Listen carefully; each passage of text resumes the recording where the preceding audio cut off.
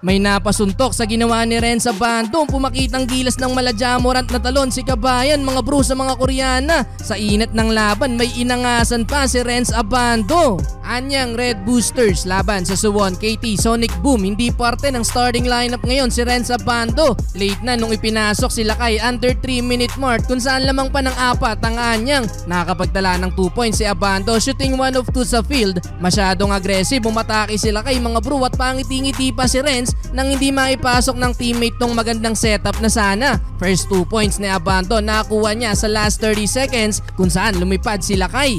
Well, end of first quarter lamang pa din ng 4 ang Red Boosters, 21-17. Second quarter, first field goal ng anyang ay galing kay Lakay. Pasok ang corner 3 points. Hype na hype pang fan na to kay Abando mga bro at napasuntok pa sa hangin. Hindi pa din nawawala ang defensive mindset ni Lakay. Malajamorant pa rin kung sabayan ang tira ng kalaban. Bagsak pa ang sinabayan dito ni Abando. In control pa din ng anyang mga bro. Nakakuha pa ng foul sa play na to si Abando. Pinuwersa ni Lakay. Well, pasok ang isa sa free throw ni Renz Abando. Napapalakpak pa itong si ating fan kay Lakay. Halfway mark, another 2 points para kay Abando. Pasok ang layup sa transition, nakapagdala din ng isang assist si Renz. Under 3 minutes na nung inilabas si Kabayan. Nakaramdam ng pagod si Abando mga bro. Nadaganan pa ng kalaban dito. Solid first up na para kay Renz. 8 points with 2 assists. Final minute, pumakitang gilas pa ang import ng Sonic Boom na si Michael Eric. Nag-shamgad pa mga bro. End of first half, lamang pa din naman ng 5 points ang Red Boosters,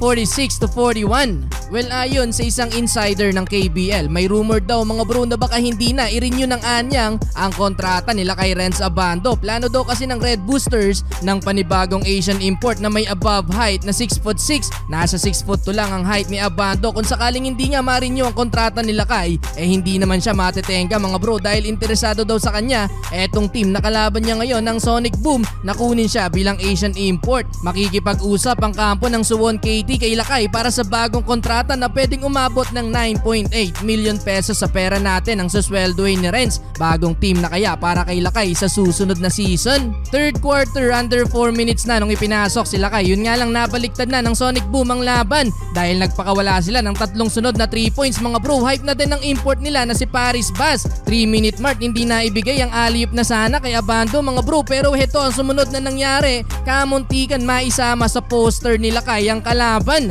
Nag-angas pa sa sumabay si Lakay mga bro. Tinitigan ni Renz Abando. Gigil na gigil si Kabayan. Iba ang gigil ni Renz, nakikipagsabayan pa sa rebound down sa import. Nakakuha pa ng offensive foul kaso naghahabol ng 5 points ang anyang, 66-61. Well, fourth quarter, napakatindi ng ginawa ni Renz Abando mga bro. Pinosterize ang kalaban para maitabla ang game.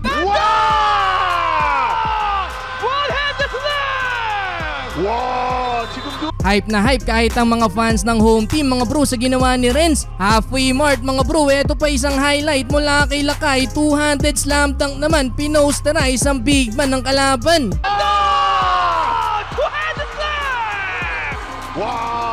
Under 3 minutes mga bro, abante ng 5 points ang anyang. Crucial block mula kay Renz Abando na nauwi sa 2 points ng Red Boosters, 81-76. Last 2 minutes mga bro, napako ang puntos ng Sonic Boom at sa uli, panalo pa din mga bro ang Red Boosters. Insane game mula kay Renz Abando.